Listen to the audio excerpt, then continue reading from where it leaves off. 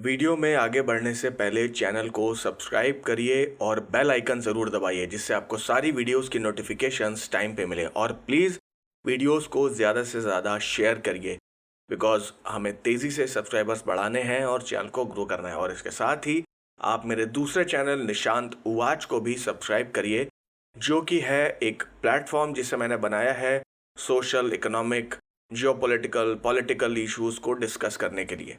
तो प्लीज़ जाइए, उसे भी सब्सक्राइब करिए और बेल आइकन ज़रूर दबाइए। और हर वीडियो के बारे में हमें कमेंट सेक्शन में फीडबैक दीजिए और नई स्टोरीज और बुक्स के बारे में सजेशन भी दीजिए जिससे मैं उनकी ऑडियो बुक्स आपके लिए लाता रहूं। एंजॉय। शमशान, ये शब्द सुनते ही लोगों के मन में एक डर सा पनप जाता है। वहीं कुछ के मन में एक दुविधा सी पैदा हो जाती है। बड़े बूढ़े हमेशा ही बच्चों को शमशान के आसपास घूमने या फिर वहां जाने से मना करते हैं। गांव देहात में तो लोग रात में शमशान के पास से भी गुजरते नहीं हैं। पर इस डर का कारण क्या है? क्या इसके कोई मायने नहीं? या फिर शमशान, जहां मरे हुए लोगों को इस भौतिक दुनिया से मुक्ति मिलती है, वहां कुछ ऐसे राज छुपे हैं जिन्हें अगर ना ही उघाड़ा जाए तो अच्छा होगा? इस सवाल का जवाब भी शायद हाँ है, और इसीलिए हमारे बड़े बूढ़े हमें बिना कारण वहां जाने से मना करते हैं। और अगर किसी वजह से हमें वहां जाना भी पड़े तो घर की दहलीज में घुसने से पहले हमसे कुछ न कुछ टोटके करवाए जाते हैं। पर शायद ये सब बातें अब पुराने जमाने की हो चली हैं, क्योंकि आज की नई पीढ़ी बहुत एडवांस्ड है। वो इन सब में नहीं मानती। उसके लिए शमशान सिर्फ मुर्दों को जलाने की एक जगह भर है।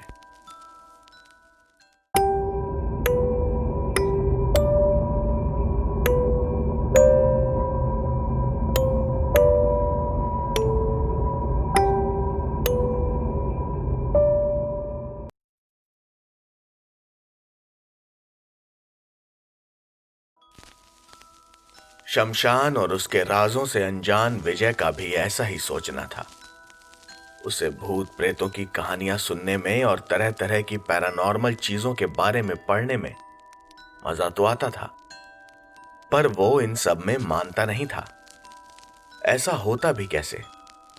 वो एक पहलवान जो था, उसे अखाड़े जाने और वहां कुश्ती की प्रैक्टिस करना बहुत अच्छा लगता था। वो कोई धार्मिक इंसान नहीं था, पर अपने गुरुजी और बाकी पहलवानों के साथ वो भी अखाड़े में हनुमान जी की पूजा कर लिया करता था।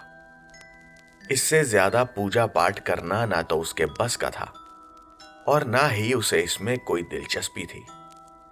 बल्कि विजय को तो हर उस इंसान को जो भूत प्रेत की बात करता, उसे गलत साबित करना होता था। दरअसल विजय को अपने बाजुओं की ताकत पर कुछ ज्यादा ही भरोसा था, और इसमें उसकी कोई गलती नहीं थी।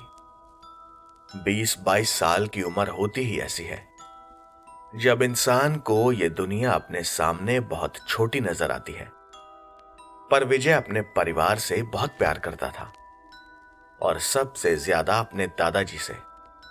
पूजा पाठ और भगवान शैतान को छोड़कर वो उनकी हर बात मानता था। उनकी एक आवाज विजय के लिए किसी हुक्म की तरह थी। एक शाम विजय अपने दोस्तों के साथ पास की हलवाई की दुकान पर बैठा समोसे खा रहा था। वो बस यहां वहां की बातें कर रहे थे।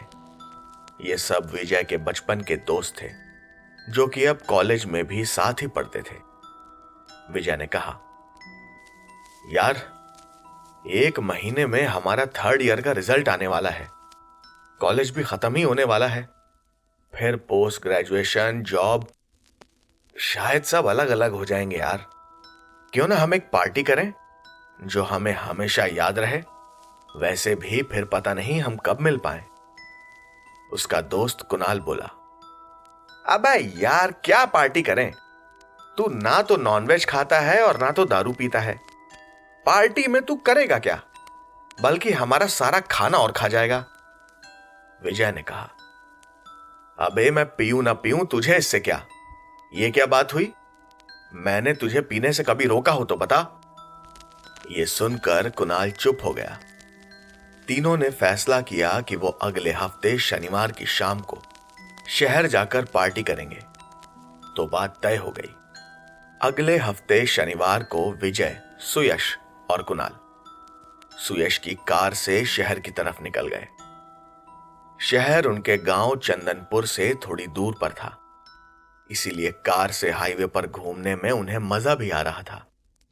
वो तीनों दिन भर कभी वाटर पार्क, कभी जू, कभी मंदिर और कभी किसी मॉल में घूमते रहे। उनका आज का दिन बड़ा ही बढ़िया बीता था, हर तरह की परेशानी और फिक्र से बेखबर। विजय, सुयश और कुणाल अब रात के 9 बजे अपने गांव के लिए निकल रहे थे।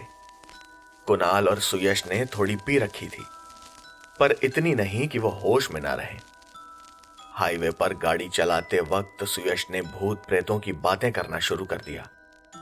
वो कह रहा था, यार मैंने सुना है इस हाईवे पर ना गांव के पास रात को एक चुड़ैल घूमती है, जो रात में यहां से गुजरने वालों के पीछे भागती है, और अगर कोई उसके चंगुल में आ गया तो वो गया समझो।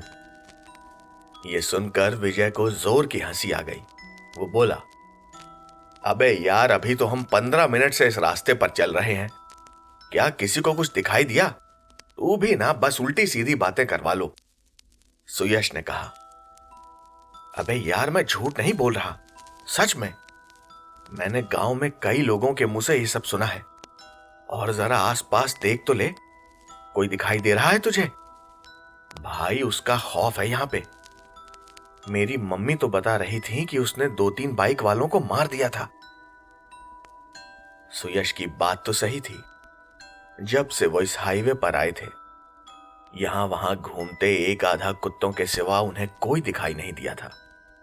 कुणाल ने एक बार चारों तरफ नजर घुमाकर देखा। उस हाईवे पर सन्नाटा पसरा हुआ था। 2-3 पलों के लिए कार में बिल्कुल शांति छा चुकी थी। माहौल हल्का करने के लिए विजय ने कहा,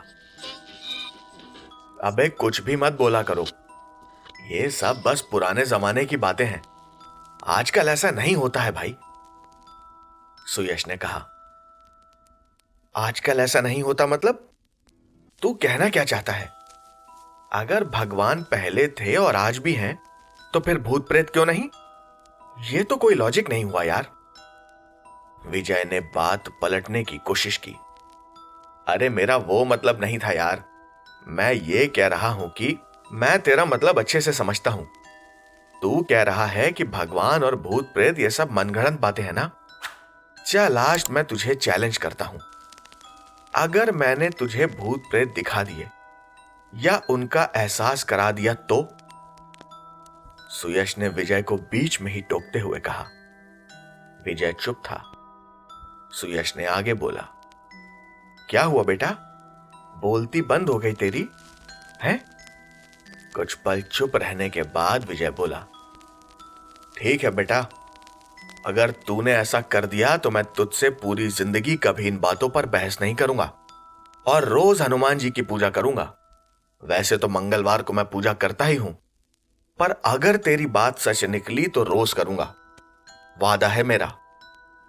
सुयश ने कहा, ठीक है, तो फिर चल मेरे साथ शमशान, आज तुझे भूत दिखाता हूं मैं। इस सब से कुणाल का दिमाग खराब हो गया था। उसने कहा, दिखाता हूं मतलब? अभी हम शमशान में क्या करेंगे यार? और इस वक्त वहां जाने का मतलब ही क्या है? भाई मुझे नहीं जाना शमशान, और मैं तो कहूंगा कि तुम भी मत जाओ। अगर गांव में किसी को पता चल गया कि हम रात के इस वक्त शमशान गए थे, तो घर पे जूते चल जाएंगे। और विजय, तेरे दादाजी जो नाराज होंगे उसका क्या? विजय ने कहा, अरे यार तू डरता क्यों है? मैं हूं ना। अबे तुझे लगता है कि मेरे रहते कोई तेरा कुछ बिगाड़ पाएगा क्या? और गांव में किसी को पता तब चलेगा जब हम उन्हें बताएंगे। बोल देंगे कि घर आते आते थोड़ी देर हो गई। और क्या, पहली बार झूठ बोल रहा है क्या घर पे? पर कुणाल अपनी बात पर अड़ गया था। वो किसी भी हालत में शमशान नहीं जाना चाहता था। विजय ने उससे कहा कि ठीक है, वो और सुयश शमशान जाएंगे और वो चाहे तो बाहर गाड़ी में ही बैठा रहे। थोड़ा आगे जाने के बाद सुयश ने गाड़ी एक पतले से अंधेरे रास्ते पर मोड़ दी। विजय ने कहा, यार ये कौन सा रास्ता है? ये तो अपने गांव के शमशान की तरफ नहीं जाता। पर सुयश कुछ नहीं बोला। उसने बस हाथ दिखाकर विजय को चुप रहने का इशारा किया। विजय भी शांत ही बैठा रहा। उनकी कार उस अंधेरे रास्ते पर आगे बढ़ती जा रही थी। सुयश धीरे धीरे बड़े संभल कर कार चला रहा था, क्योंकि दोनों तरफ के खेत सड़क से काफी नीचे थे और इस ऊबड़ खाबड़ सड़क पर उसकी एक गलती से उनकी कार सीधा नीचे गिर सकती थी। करीब 20 मिनट उस अंधेरे रास्ते पर कार चलाने के बाद सुयश एक जगह पर रुक गया, लेकिन वहां रुकने का कारण विजय और कुणाल को समझ नहीं आया। विजय ने पूछा, अबे यहां कहां ले आया? यहां तो कुछ है ही नहीं। तू तो शमशान चलने वाला था ना? सुयश ने कहा, चिंता मत करो, हम सही जगह आए हैं बेटा। शमशान पास ही है, पर यहां से आगे गाड़ी जा नहीं पाएगी। बस 5 मिनट का रास्ता है, आ जाओ। विजय ने कुछ नहीं कहा। सुयश, विजय और कुणाल खेतों के बीच बनी पगडंडियों पर अपने फोन की फ्लैशलाइट में चलते हुए एक खाली मैदान में पहुंचे, जहां जलती हुई लकड़ियों की महक हर तरफ फैली हुई थी।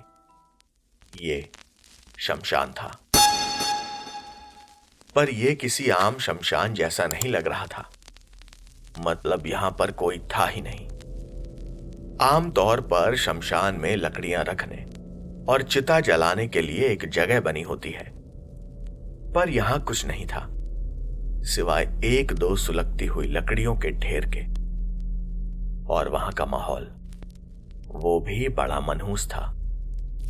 शमशान तो वैसे भी कोई सुखद जगह नहीं होती, पर इस जगह पर एक अलग सी मायूसी थी। और वैसे भी कौन होगा जो गांव के शमशान को छोड़कर यहां चिता जलाने आता होगा? यहां ना तो कोई व्यवस्था है और ना ही चांडाल, तो फिर यहां का काम कौन संभालता होगा? विजय और कुणाल यही सब सोच रहे थे। रात में चलती ठंडी हवा से उन्हें राहत कम और बेचैनी ज्यादा महसूस हो रही थी। विजय वैसे तो डरता नहीं था, पर यह माहौल उसे भी अच्छा नहीं लग रहा था। वो अंदर ही अंदर सुयश से कहना चाहता था कि उन्हें यहां से चलना चाहिए, पर इससे उसकी शान कम होती और उसके दोस्त उसका मजाक बनाते सो अलग। विजय ने कहा, यार ये कौन सा शमशान है? यहां तो कुछ है ही नहीं। ये कौन सा गांव है और तुझे ये जगह कैसे पता? सुयश ने जवाब दिया, ये हमारे गांव जैसा आम शमशान नहीं है। बल्कि क्या सुयश? मेरे भाई, ये अघोरियों का शमशान है। तुम्हें भूत देखने का बड़ा शौक था ना? बस जैसा मैं कहता हूं करते जाओ, दिख जाएंगे। कुणाल और विजय एक दूसरे को देख रहे थे। कुणाल ने कहा कि उन्हें अंदर जाना है तो जाएं, वो बाहर ही ठीक है। सुयश और विजय उस शमशान में चले गए। उनके फोन की फ्लैशलाइट उस घुप अंधेरे में उन्हें बस उतनी ही रोशनी दे पा रही थी कि वो अपने कदमों को जमीन पर सही से रख पाते। इससे ज्यादा उन्हें कुछ दिखाई नहीं दे रहा था। पर विजय, वो यहां वहां लाइट मारकर माहौल का जायजा ले रहा था। आसपास कई पेड़ थे जो कुछ अजीब से टेढ़े मेढ़े से थे। उन पर पत्तियां भी नहीं थी। उस सुनसान जगह पर इतनी खामोशी थी कि साए साए बहती हवा की आवाज भी साफ सुनी जा सकती थी। उन पेड़ों पर कुछ कपड़े भी बंधे हुए थे, लाल, काले, पीले, हर रंग के कपड़े जो हवा की दिशा में लहरा रहे थे। कुणाल दूर से यह सब देख रहा था और उसे यह माहौल बिल्कुल भी अच्छा नहीं लग रहा था। और विजय, उसके मन में कई सवाल उठ रहे थे। ये कपड़े यहां किसने बांधे होंगे? कौन आता होगा इस सुनसान जगह पर? और वो कौन लोग हैं जिन्हें इस छुपे हुए शमशान के बारे में पता होगा? आखिर क्या खास है इस शमशान में? विजय को बार बार ऐसा लगता कि पेड़ों पर कोई है और वो जल्दी से उस तरफ रोशनी करता, पर वहां उसे सिर्फ पेड़ की डाल और उस पर लहराते कपड़ों की कतरनें ही नजर आती। कुणाल पीछे से चिल्लाया, यार, अरे सुनो ना, मैं कह रहा था तुम दोनों वापस चलते हो कि नहीं? ये जगह कुछ ठीक नहीं लगती यार। वैसे भी लेट हो रहा है, घर वाले 10 तरह के सवाल करेंगे। इस पर विजय ने कहा, सुन बे डरपोक, तुझे नहीं आना है तो मत आ, पर मैं तो तब तक यहां रुकूंगा जब तक मैं भूत नहीं देख लेता, समझ गया? खड़ा रहे चुपचाप।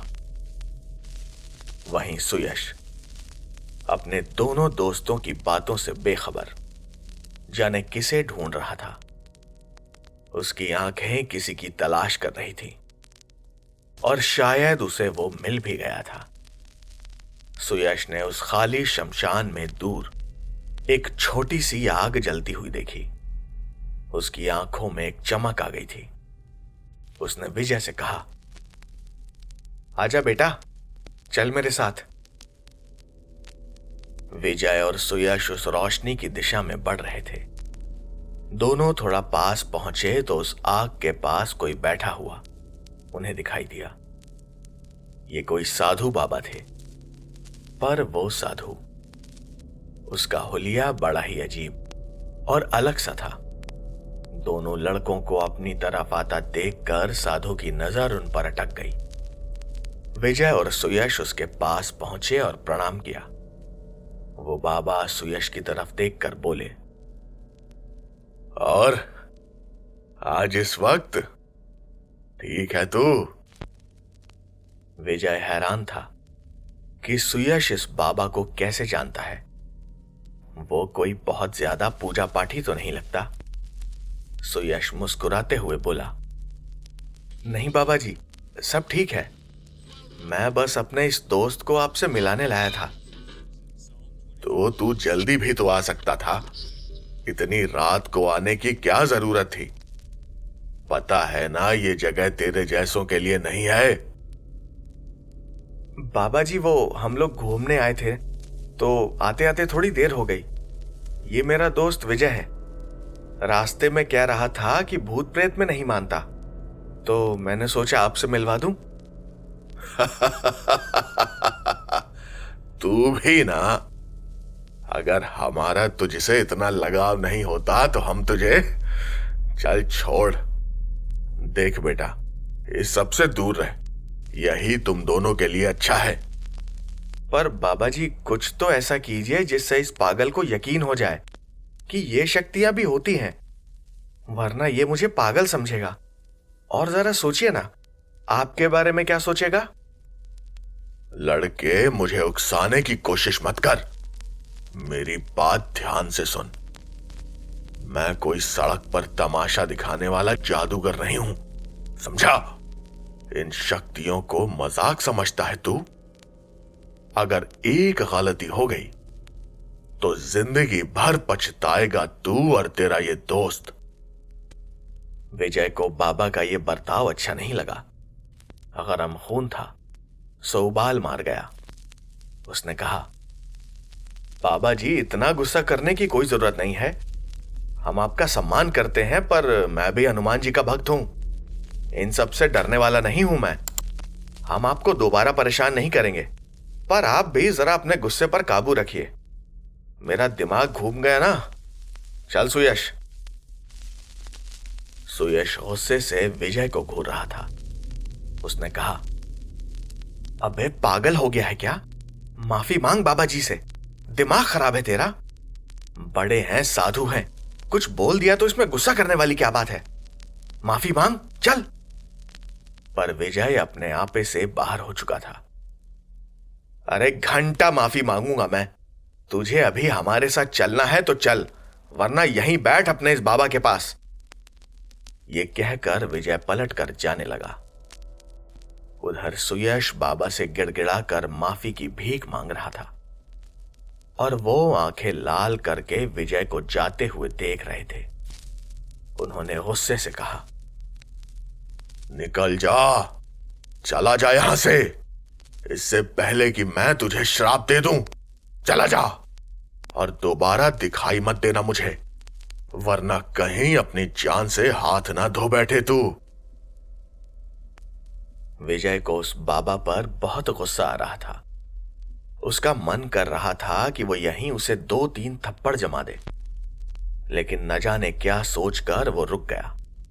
वो दोनों दोस्त शमशान के बाहर पहुंचे तो कुणाल वहां खड़ा उनका इंतजार कर रहा था। उसने कहा, हो गया तुम दोनों का, अब घर चलें? हो क्या गया यार, वो बाबा मुझसे मार खाते खाते बचा है आज। आपस में लड़ते झगड़ते ये दोस्त अपने अपने घर लौट गए। पर सुयश, उसके मन में एक अनजाना डर पनप गया था। उन बाबा जी की धमकी उसे जरा भी अच्छी नहीं लगी थी। अगले कुछ दिन वो तीनों एक दूसरे से नहीं मिले। इसकी कोई खास वजह नहीं थी, बस वो तीनों अपने अपने कामों में लगे हुए थे। ग्रेजुएशन खत्म होने के बाद उन्हें अब अपने करियर पर भी ध्यान देना था। एक दिन कुणाल ने यूं ही सोचा कि सबसे मिला जाए। उसने सुयश को कॉल किया।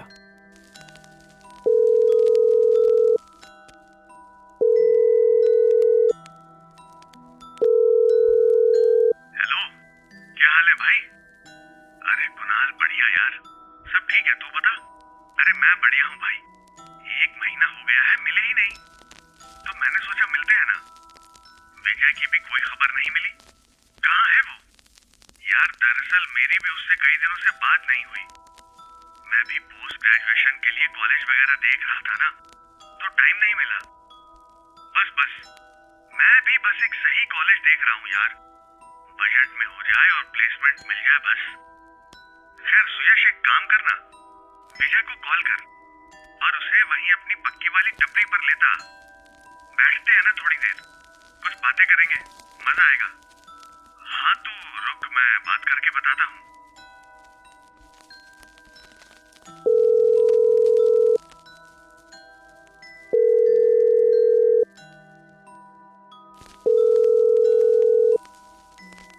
हाँ सुयश, विजय से बात हुई क्या? नहीं यार, वो फोन नहीं उठा रहा। मैंने 8-10 कॉल कर लिए, कभी ऐसा करता तो नहीं है। अरे तू टेंशन ना ले यार, हो सकता है किसी काम में लगा हो, या क्या पता अखाड़े से वापस आकर फ्रेश हो रहा हो। चल सीधा उसके घर चलते हैं, वहीं पकड़ लेंगे उसे। देखे तो क्या करने में लगा हुआ है आजकल। हाँ ये ठीक रहेगा। तू रुक, मैं तेरे घर आता हूँ तुझे लेने। कुणाल और सुयश सीधा विजय के घर पहुंचे, पर विजय उन्हें वहां नहीं मिला। विजय की मां ने उन्हें बताया कि विजय की जॉब लग गई है और वो नोएडा शिफ्ट हो गया है। कुणाल और सुयश परेशान हो गए थे। विजय ने उन्हें अपनी जॉब के बारे में कुछ नहीं बताया। ये नहीं होना चाहिए था। विजय ऐसा था ही नहीं। उन दोनों को बिना बताए वो कोई काम नहीं करता था। साथ ही एक और बात थी जिसने उन्हें चिंता में डाल दिया था। विजय की मां ने उन्हें कहा था कि कुछ दिनों से वो किसी से ठीक से बात नहीं कर रहा और नोएडा शिफ्ट होने से पहले उसने अखाड़े जाना भी छोड़ दिया था। विजय की मां की यह बात उन दोनों दोस्तों के मन में जैसे अटक कर रह गई। कुणाल ने कुछ सोचते हुए सुयश से कहा, भाई नोएडा चलेगा? सुयश ने हां में सर हिलाया और कहा, ठीक है भाई, कल सुबह निकलते हैं, शाम तक पहुंच जाएंगे और तब तक विजय भी ऑफिस से आ जाएगा। तू बस आंटी से विजय का एड्रेस ले ले। बात तय हो गई थी। अगली सुबह ही दोनों दोस्तों ने बस पकड़ी और देर दोपहर तक वो नोएडा पहुंच गए। विजय के फ्लैट पर जाने से पहले उन्होंने कुछ देर बस अड्डे पर ही इंतजार किया और तय वक्त पर वो विजय के पते पर पहुंच गए। उन्होंने विजय को कॉल नहीं किया था। वो उसकी बिल्डिंग के बाहर ही खड़े थे। उन्हें वहां पहुंचे ज्यादा देर भी नहीं हुई थी कि उन्हें एक जानी पहचानी सी आकृति टहलते हुए अपनी तरफ आती दिखाई दी। ये विजय ही होना चाहिए था, पर ये विजय हो कैसे सकता था? ऐसा कमजोर, पतला दुबला, मुरझाया हुआ सा चेहरा। 2 पल के लिए तो सुयश और कुणाल उसे देखते ही रह गए। कुणाल बोला, अबे भाई, ये विजय ही है ना? सुयश भी हैरत में था। उसके मुंह से कुछ निकला ही नहीं, पर अगले ही पल उसने खुद को संभाला और कहा, चल पहले इससे मिलते हैं, फिर पता करते हैं चक्कर क्या है, इसे हुआ क्या है यार। वो दोनों सीधा जाकर विजय के सामने खड़े हो गए। 1 सेकंड के लिए विजय और उन दोनों की नजरें एक दूसरे पर अटक गईं। उसे अपनी आंखों पर यकीन ही नहीं हो रहा था। उसके दोस्त उससे मिलने यहां आ गए थे। विजय अपने दोस्तों से लिपट गया। 1 मिनट के लिए उसकी आंखें भर आई थीं। सुयश बोला, अबे विजय, ये क्या हाल बना रखा है? कुछ लेता क्यों नहीं? विजय हंस पड़ा। सुयश आगे बोला, अबे मैं मजाक नहीं कर रहा, बस 1-1.5 महीने में तूने अपना ये क्या हाल बना लिया? ऐसा क्या कर रहा है भाई? खाना पीना सब छोड़ दिया है क्या? विजय बोला, ऐसे मत बोलो यार, इतनी बुरी हालत भी नहीं है। बस काम का प्रेशर और भाग दौड़ में अपना ध्यान रखना मुश्किल हो जाता है। आओ ऊपर चलते हैं, कुछ खाते पीते हैं। वैसे तुम लोग सही दिन आए हो। कल से वीकेंड शुरू हो रहा है, अब 2 दिन यहीं रुकना, मजे करेंगे। तीनों दोस्तों को अलग हुए बस 1 महीना ही हुआ था, पर ऐसा लग रहा था जैसे सालों बाद मिले हों। लेकिन सुयश और कुणाल के लिए विजय के पास कई और सरप्राइजेस भी थे। विजय ने अपने फ्लैट का लॉक खोला और अंदर कदम रखते ही सुयश और कुणाल के चेहरों की हंसी हवा हो गई। अंदर हर तरफ सिगरेट की महक भरी हुई थी और पूरे फ्लैट में सामान यहां वहां बिखरा पड़ा था।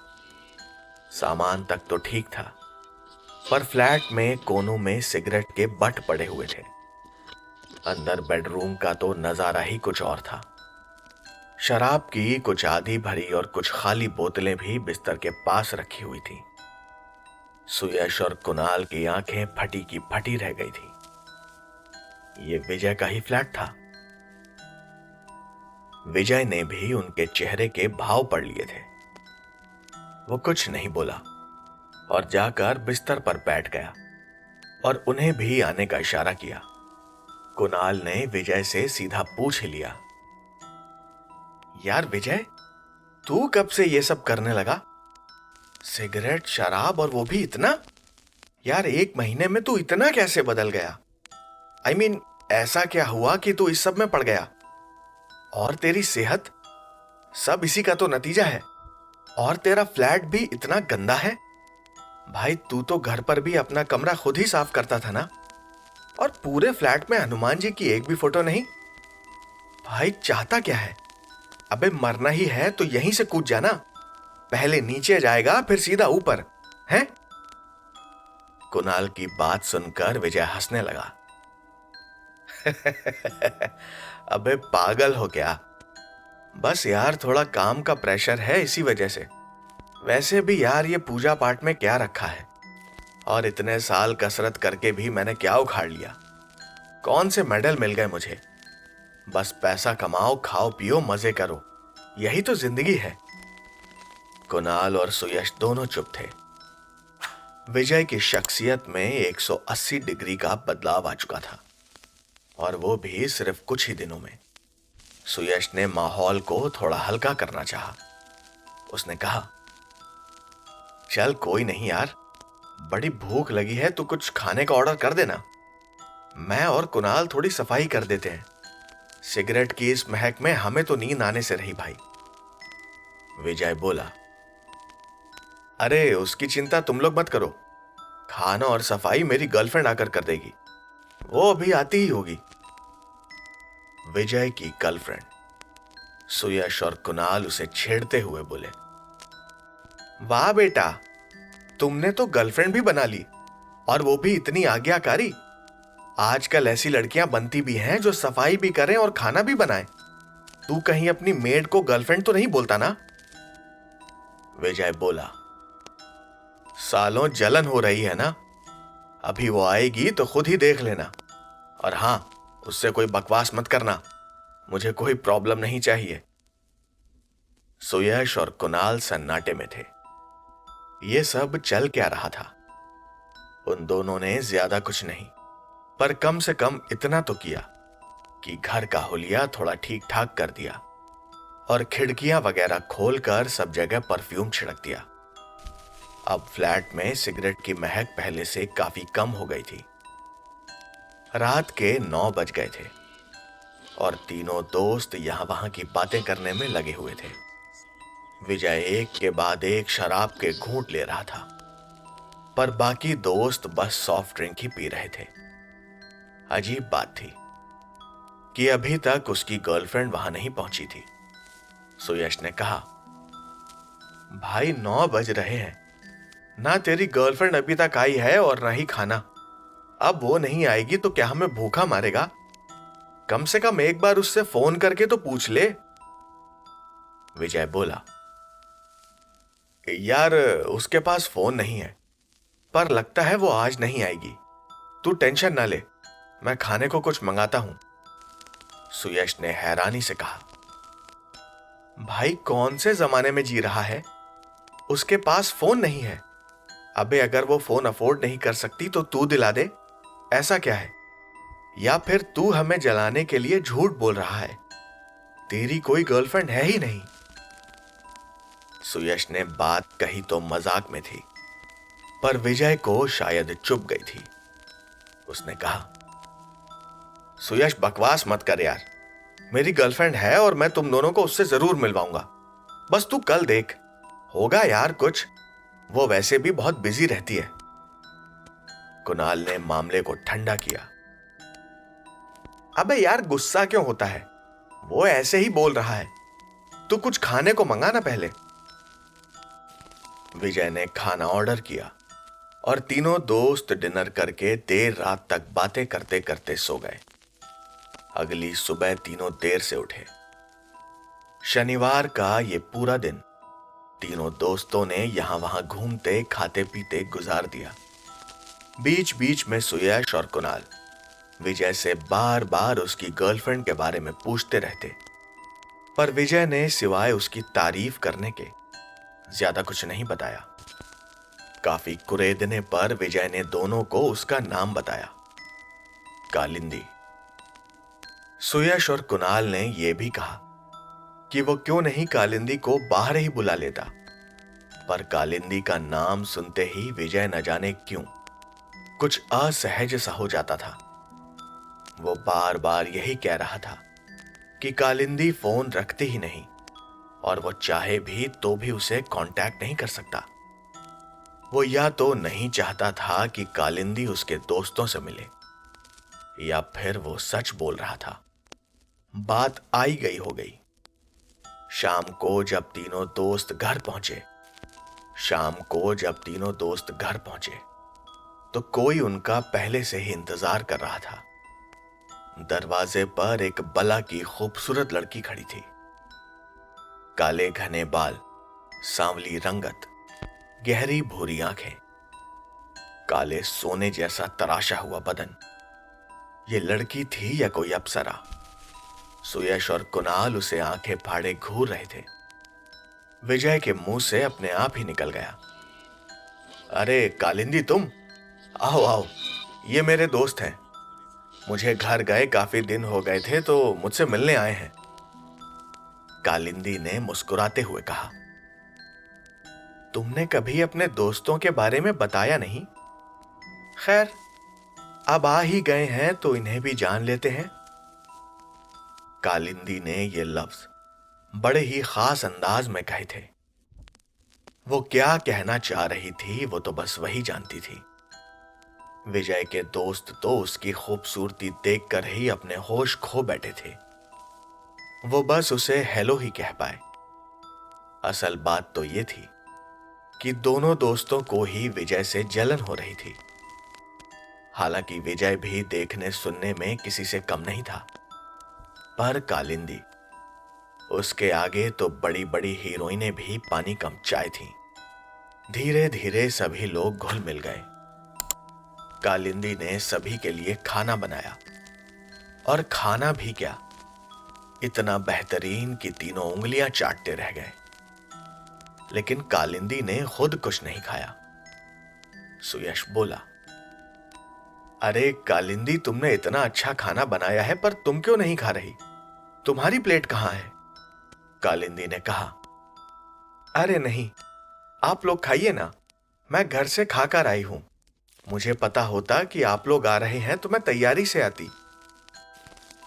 तीनों दोस्तों ने उसे 2-3 बार और खाने को पूछा, मगर कालिंदी ने मना कर दिया। लेकिन किसी ने भी एतराज नहीं किया, क्योंकि तीनों लड़के खाने में मगन थे।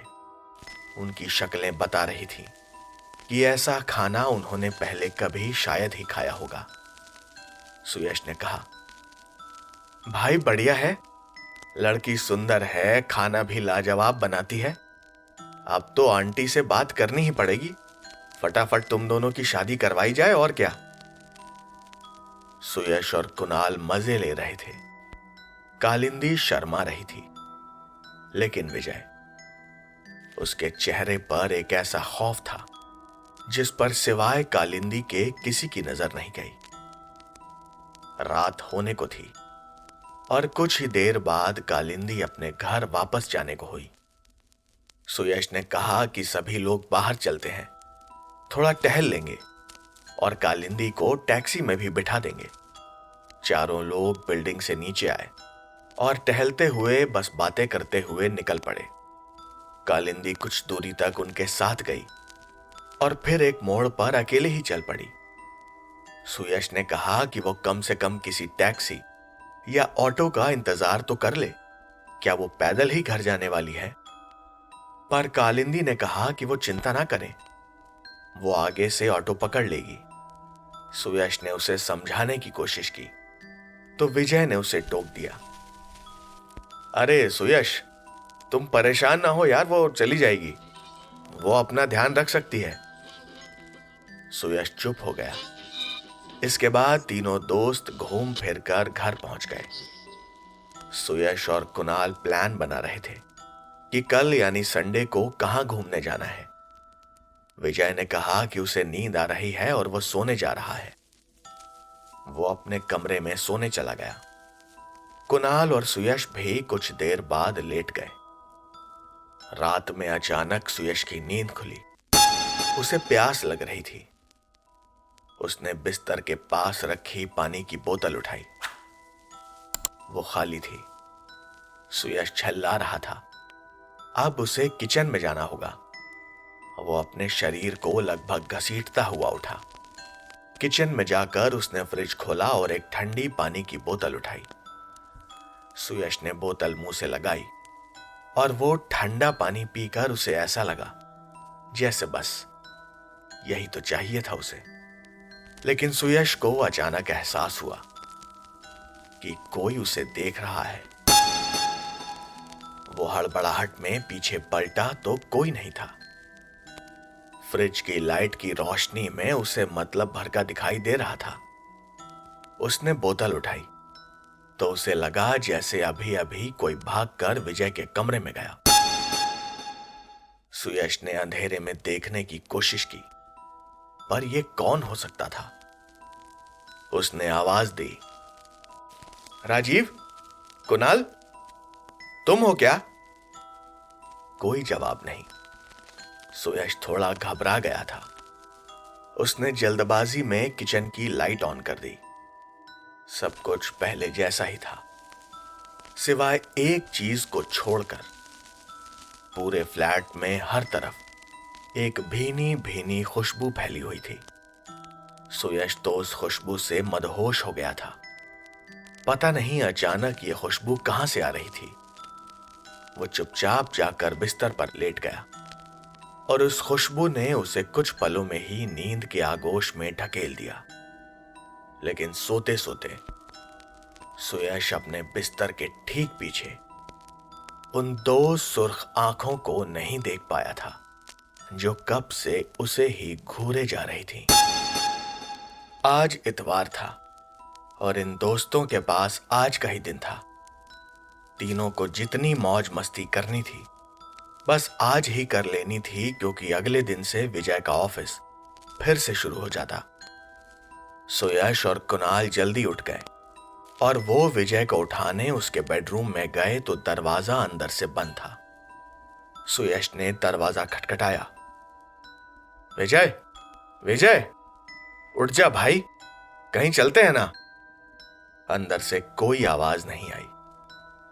सुयश जाकर फ्रेश होने लगा और फिर तैयार होकर वापस विजय के कमरे के बाहर आया।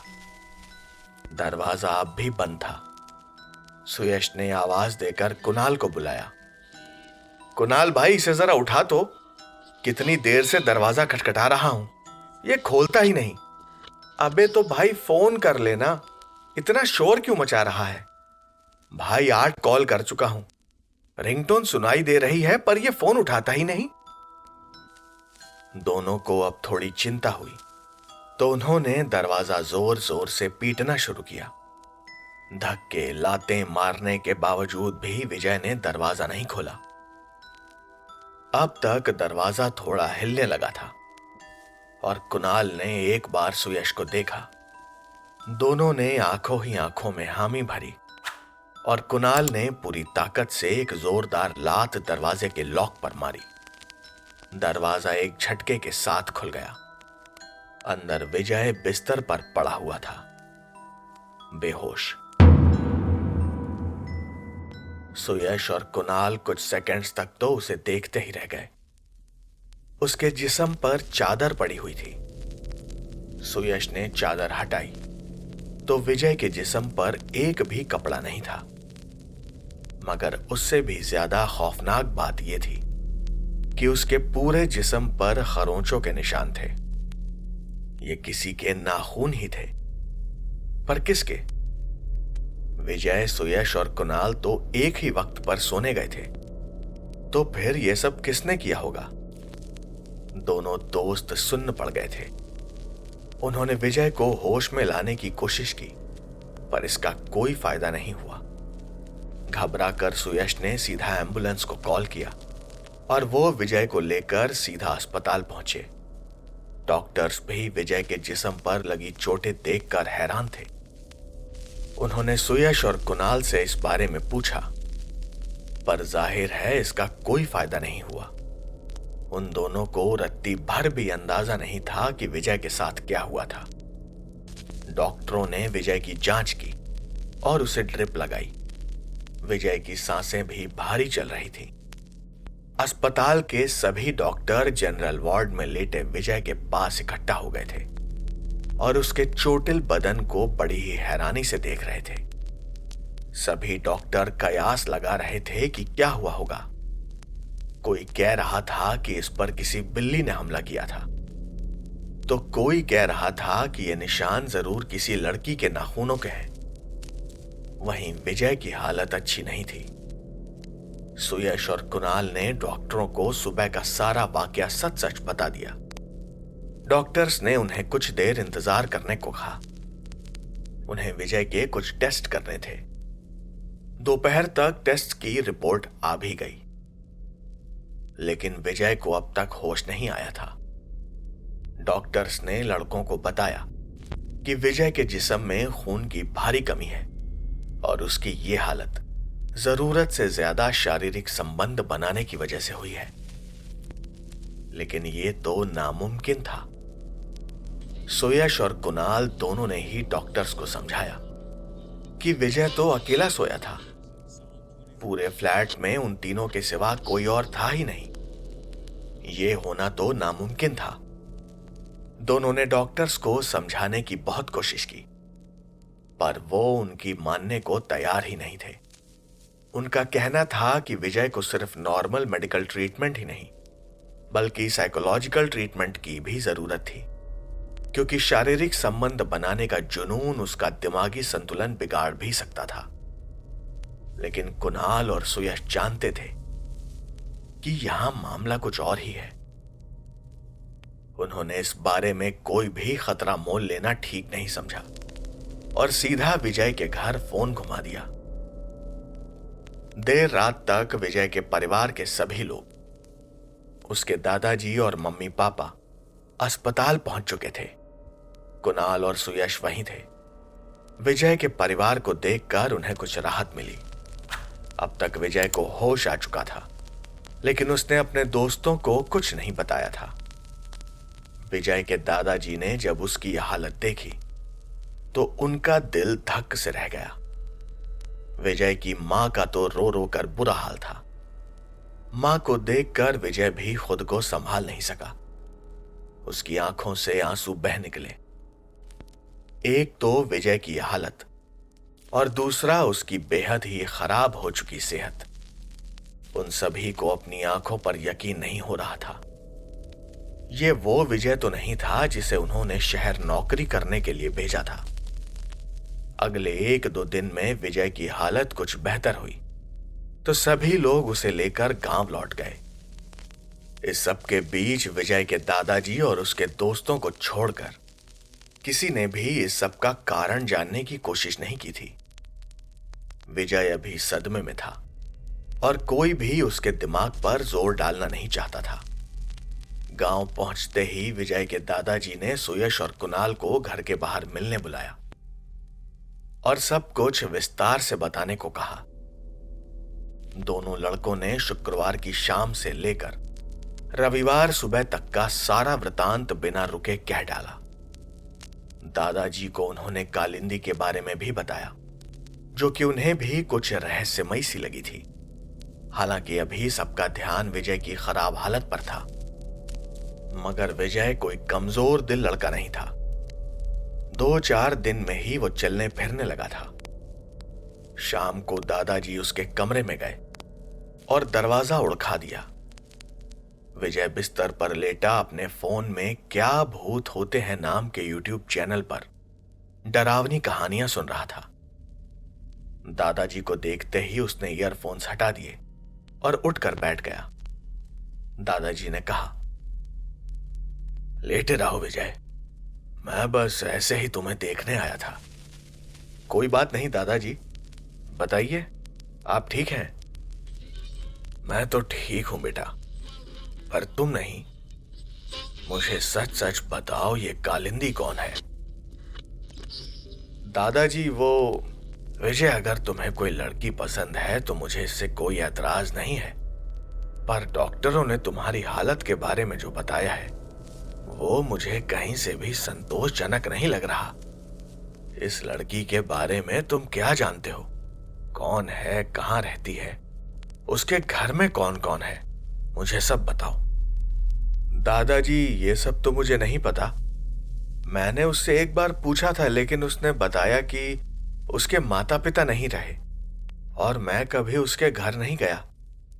सच सच बताओ बेटा, उस रात तुम्हारे साथ क्या हुआ था? दादाजी, मैं सुयश और कुणाल को दूसरे कमरे में छोड़कर सोने चला गया था। उसके बाद क्या हुआ मुझे कुछ याद नहीं। डॉक्टर जो कह रहे हैं सब झूठ है।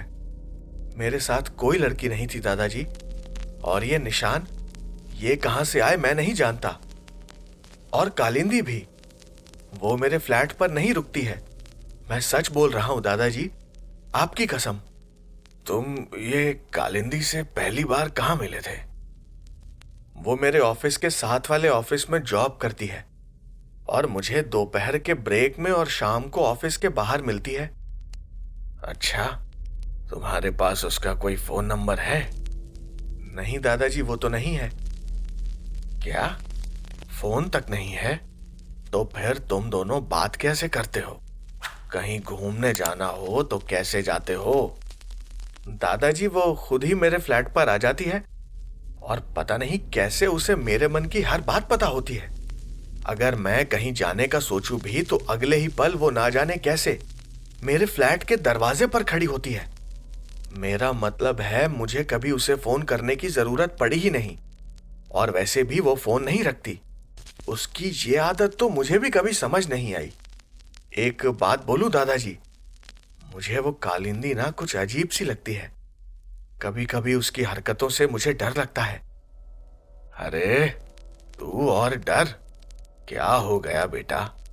तू मेजर सुरेंद्र खन्ना का पोता है और तू उस लड़की से डर रहा है?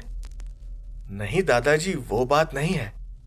खैर छोड़िए, अब तो मैं घर पर हूं ना, मुझे कौन सा उससे मिलना है। ठीक है बेटा, तुम आराम करो। अगर तबीयत कुछ ठीक लगे तो सुबह नाश्ता साथ में करते हैं, ठीक है? जी, गुड नाइट दादाजी।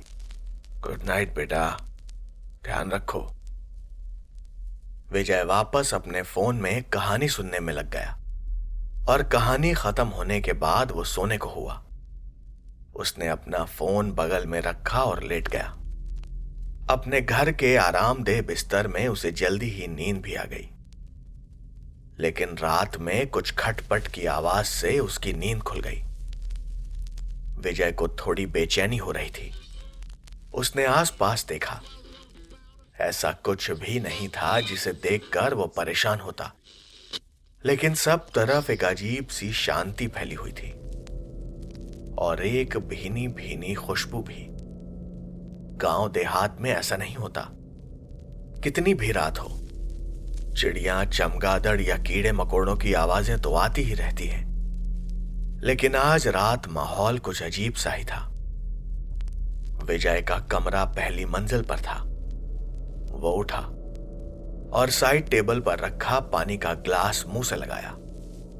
वो वापस लेट गया, पर लेटते ही उसकी आंखों ने वो देखा जिसे देखने की उसे कम से कम अपने घर में तो उम्मीद नहीं थी। कमरे की छत पर कालिंदी चिपकी हुई थी। उसकी गर्दन पूरी पीछे को मुड़ी हुई थी। उसकी वो गहरी भूरी खूबसूरत आंखें अब खून से भर गई थी और उसके चेहरे पर एक शैतानी मुस्कुराहट थी जो कि एक कान से दूसरे कान तक फैली हुई थी, और उसके वो खूबसूरत काले घने बाल इतने लंबे हो चुके थे कि बरगद की जड़ों की तरह विजय के चेहरे के ठीक ऊपर झूल रहे थे। विजय पत्थर हो गया था। ये वो कालिंदी तो नहीं थी जिसे वो जानता था।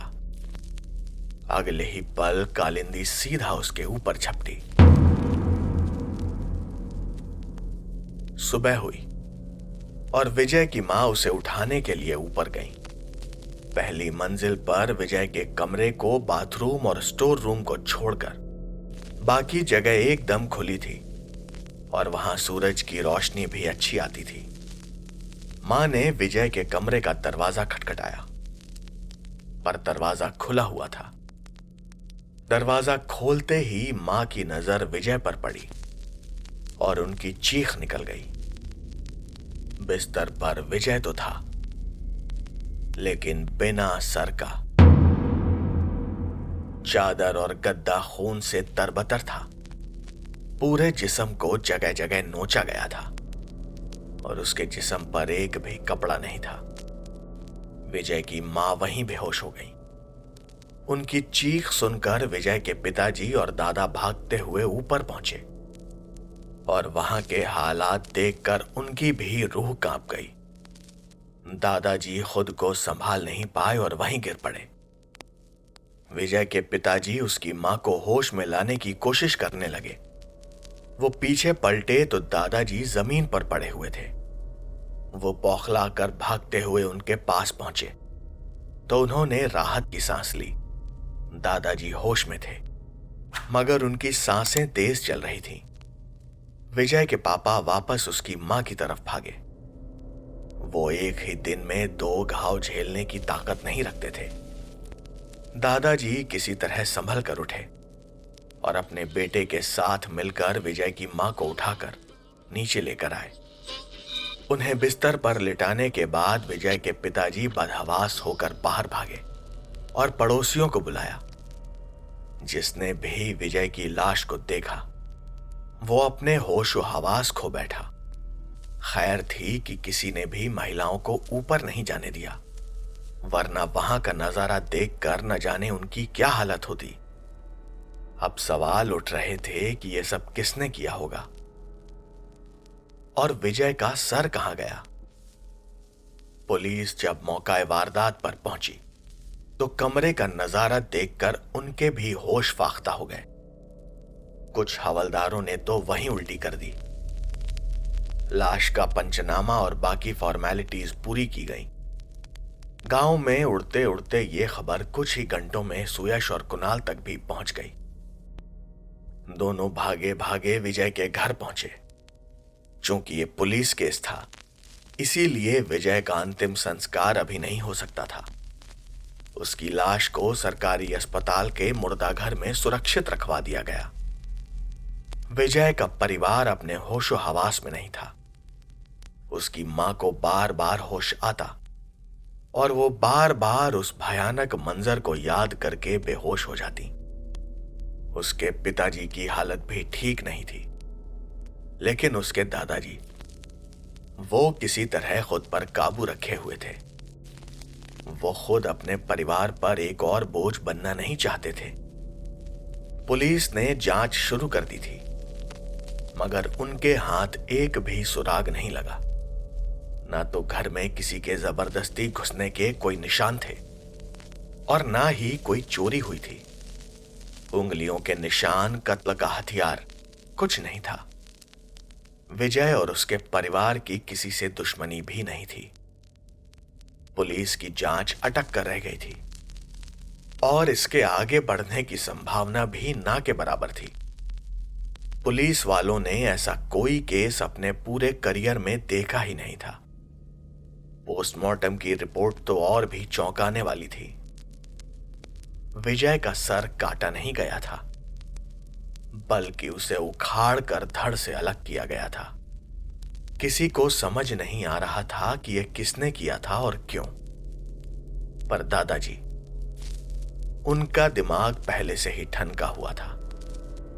केस आगे ना बढ़ पाने की वजह से उसे बंद कर दिया गया और कुछ ही दिनों में विजय की बॉडी को उसके परिवार को सौंप दिया गया। लेकिन अंतिम संस्कार से पहले विजय के दादाजी ने एक भगत को घर बुलाया और उससे कहा कि वो विजय की मौत के असली कारण का पता लगाने की कोशिश करें। विजय के माता पिता उसके शरीर के साथ ये सब कराना नहीं चाहते थे, पर वो भी क्या करते। जिस हालत में विजय की लाश थी, जाहिर है उसे मुक्ति नहीं मिलने वाली थी। भगत घर पहुंचे और लाश को देखकर वो भी सन्न रह गए थे। विजय के पूरे जिस्म पर हर तरफ बस जख्म ही जख्म थे। भगत जी ने अपनी क्रिया शुरू की। कुछ देर वो आंखें बंद करके मंत्र पढ़ते रहे और फिर वो रुक गए। उन्होंने आंखें खोली और दादाजी की तरफ मुड़े। उन्होंने कहा, बाबूजी, विजय की हत्या किसी मनुष्य ने नहीं की है। यह काम किसी ऊपरी शक्ति का है और उसे किसी के द्वारा विजय के पीछे छोड़ा गया था। और हो सकता है कि बच्चे का सर भी उसी के पास है। क्या आप पता नहीं लगा सकते कि यह किसने किया? जी नहीं, ये इस तरह काम नहीं करता। जब तक हमारे पास कोई सुराग या कोई निशानी ना हो, हम कुछ पता नहीं कर पाएंगे। मां, पिताजी और दादाजी एक दूसरे का मुंह देख रहे थे।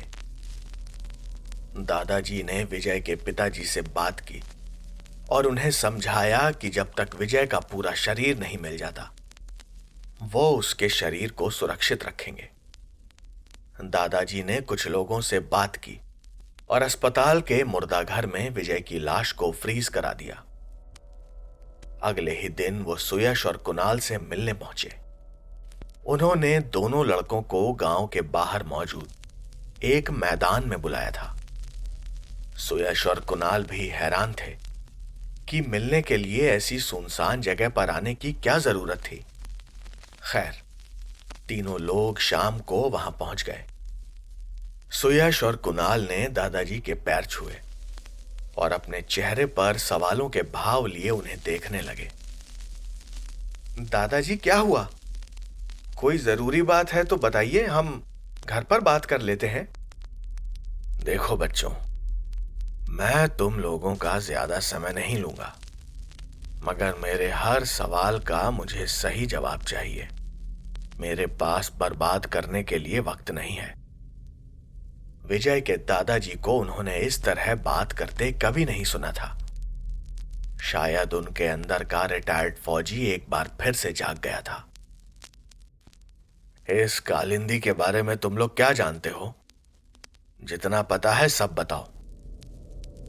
दादाजी, हम लोग उसके बारे में उतना ही जानते हैं जितना कि आप। हम तो नोएडा में उससे पहली बार मिले थे। यहां तक कि उससे पहले विजय ने हमें उसके बारे में कुछ बताया भी नहीं था। एक बात और बताओ, कुछ वक्त पहले तुम लोग पार्टी करने शहर गए थे ना? सुयश और कुणाल एक दूसरे की शक्ल देख रहे थे। जी हाँ। उस रात तुम लोगों को घर आने में कुछ देर भी हुई थी। खाने पीने और घूमने के अलावा तुम लोगों ने और क्या किया था? कहीं और तो नहीं गए थे ना? सुयश ने तुरंत जवाब दिया। नहीं दादाजी, हम तो सीधा घर आ गए थे। और कुणाल, तुम? क्या तुम्हारा भी यही जवाब है? कुणाल सकते में था। वो बताना तो नहीं चाहता था, लेकिन यहां उसके दोस्त की जान चली गई थी। उसकी जुबान लड़खड़ाने लगी। जी दादाजी, वो हम लोग हाईवे वाले शमशान पर गए थे। वो हम में शर्त लगी थी कि भूत होते हैं या नहीं। दादाजी के चेहरे पर गुस्से और हैरानी दोनों ही तरह के भाव आ गए थे। और वहां तुम्हें कौन मिला था? वो एक बाबा हैं, पर हमें वहां सुयश लेकर गया था। वो उन्हें जानता है, हमें तो उनका नाम भी नहीं पता। विजय के दादाजी यानी रिटायर्ड मेजर सुरेंद्र खन्ना का सब्र टूट गया। उन्होंने कसकर एक थप्पड़ सुयश के गाल पर जमा दिया और सुयश जमीन पर लेट गया। अभी जो हुआ था उसे उसकी उम्मीद नहीं थी। दादाजी ने गिरहबान पकड़कर सुयश को उठा लिया। सुयश, तुम उस रात की हर बात मुझे सच सच बताओगे, और ये भी कि तू उस तांत्रिक को कैसे जानता है? जी दादाजी, वो मैं नहीं, मेरी मम्मी उन्हें जानती है। एक बार हमारे घर पर किसी ने जादू टोना कर दिया था, तो वो सब उन्होंने ही ठीक किया था। वो कमीना बटुक, वो कब से धर्मात्मा बन गया? आगे बोलो। इसके बाद सुयश ने सिलसिलेवार ढंग से उस रात हुआ सब कुछ किसी तोते की तरह बोलना शुरू कर दिया। दादाजी को इन तीनों की बेवकूफी पर गुस्सा तो आ ही रहा था, पर वो ज्यादा हैरान नहीं लग रहे थे। इस राज के बारे में वो कुछ तो जानते थे। दोनों लड़कों की हवा टाइट हो गई थी। सब कुछ जानने के बाद दादाजी उनसे बिना कुछ कहे घर की तरफ चल दिए और सुयश, उसके गाल पर एक बड़े से हाथ की छाप पड़ चुकी थी। दादाजी घर पहुंचे और उन्होंने रात होने का इंतजार किया। वैसे भी आज अमावस की रात थी। लगभग आधी रात के समय उन्होंने अपनी दुनाली उठाई और उसे लोड किया। उन्होंने कुछ कारतूस भी अपनी पैंट की जेब में रखे। इसके बाद वो बिना किसी से कुछ कहे अपनी बुलेट लेकर सीधा हाईवे की तरफ बढ़ चले। विजय के मां पिताजी तो पहले से ही बेसुध थे। घर में कौन किस वक्त कहां आ जा रहा था, उन्हें इसका होश था ही कहां।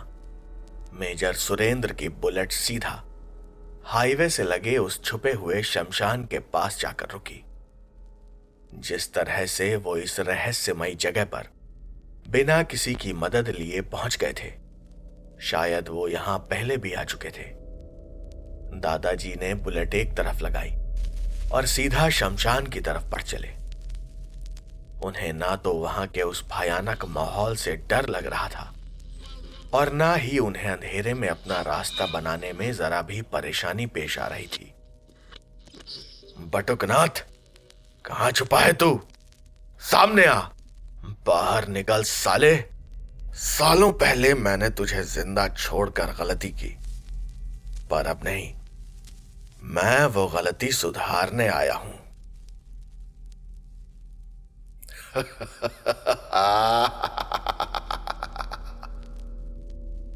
एक डरावनी घमंड भरी हंसी वहां के माहौल में गूंजने लगी। बटुकनाथ एक पेड़ के पीछे से टहलता हुआ दादाजी की तरफ बढ़ रहा था। आओ आओ सुरेंदर, बड़े दिनों बाद, कैसे हो? और तुम इतने गुस्से में क्यों हो? अब तो मैं तुम्हारे गांव में भी नहीं रहता। हरामजादे, उस रात तूने मेरे बच्चे के साथ क्या किया था? कौन सी रात सुरेंदर? और तेरा कौन सा बच्चा? तू अपने बेटे को अब भी बच्चा कहता है, हाँ? ठीक 1.5 महीने पहले रात को 3 लड़के तेरे पास आए थे ना? उनमें से एक लड़के से तेरी बहस हुई थी, विजय। वो मेरा पोता था। हाँ हाँ हाँ, अच्छा, तो वो तेरा पोता था। तभी मैं कहूं, मुझसे इतने तेवर दिखाने की हिम्मत कहां हर किसी में है।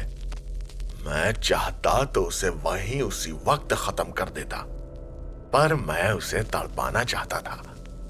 कह रहा था ये भूत वूत कुछ नहीं होता, सब मनगढ़ंत बातें हैं। मैं ढोंगी हूं, मैं ढोंगी हूं। तो मैंने उसे दिखा दिया। एक पिशाचिनी छोड़ दी उसके पीछे। क्या तड़पा तड़पा कर मारा है। और देखो, मेरी प्यारी पिशाचिनी कालिंदी को, उसकी खोपड़ी भी मेरे पास ले आई। आजकल मानव खोपड़ी मिलती ही कहां है। जाने क्या क्या जतन करने पड़ते हैं एक बढ़िया मानव खोपड़ी के लिए। तू देखेगा, आजा दिखाता हूं, आजा। तेरे पोते विजय की खोपड़ी। दादाजी सुन्न पड़ चुके थे। उनके हाथ पैरों ने जैसे काम करना ही बंद कर दिया था। वहीं बटुकनाथ अपने आसन के पास रखी हुई एक मानव खोपड़ी की तरफ इशारा करके हंस रहा था। देख देख इसे। यही है तेरा पोता।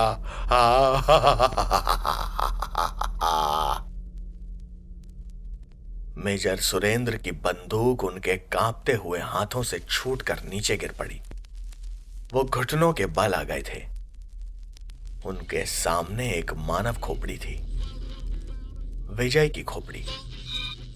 और वो जल्लाद ऐसे खुश हो रहा था जैसे उसे कोई खजाना मिल गया हो। देख सुरेंदर, तेरा पोता तो मर गया, अब तुम लोग भी जीकर क्या करोगे? मैं ऐसा करता हूं, कालिंदी को तुम सबके पीछे लगा देता हूं। एक एक करके तुम सबकी खोपड़ी मेरे पास ले आएगी और तुम्हारा पूरा परिवार फिर से एक हो जाएगा। हाँ, विजय की आत्मा तो पहले से ही मेरे पास है। फिर तुम लोग रहना ना साथ साथ। बस कालिंदी की तरह मेरे छोटे मोटे काम कर देना। बोलो, सही रहेगा ना? बस तू ऐसे ही बैठे रहियो, मैं अभी कालिंदी को बुलाता हूं। एक पंथ 2 काज हो जाएंगे।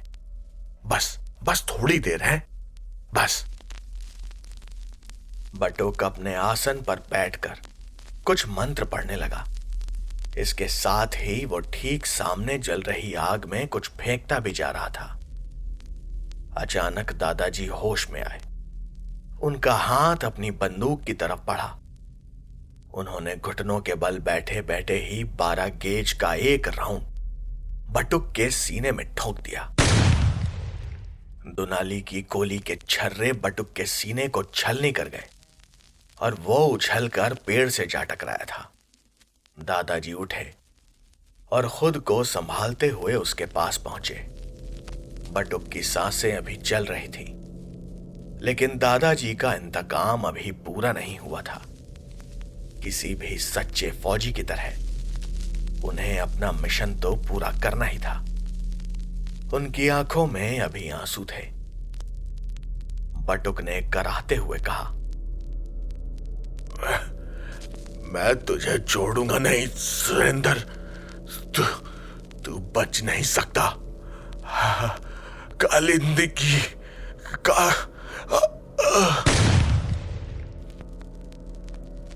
बटुक की खोपड़ी के चीथड़े उड़ गए थे।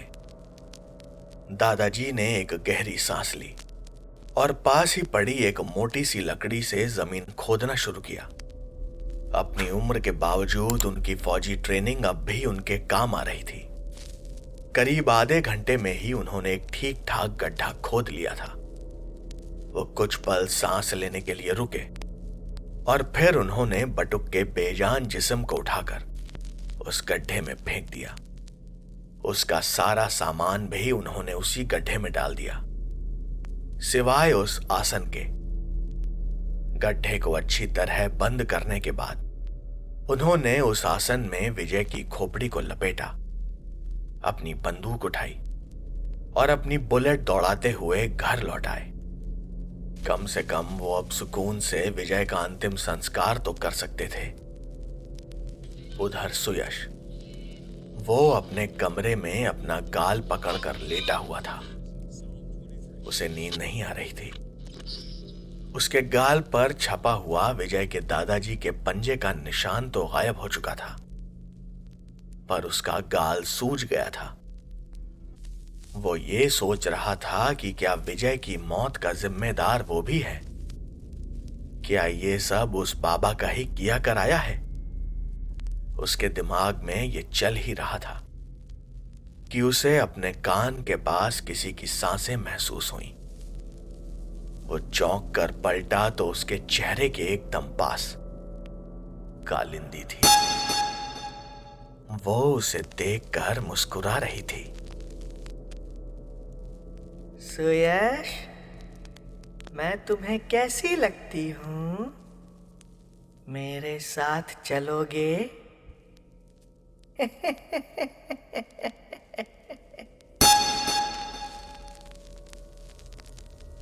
विजय, सुयश और कुणाल, ये तीनों दोस्त सिर्फ मजाक मजाक में एक दूसरे को गलत साबित करने के चक्कर में बहुत ही बड़ी गलती कर बैठे थे।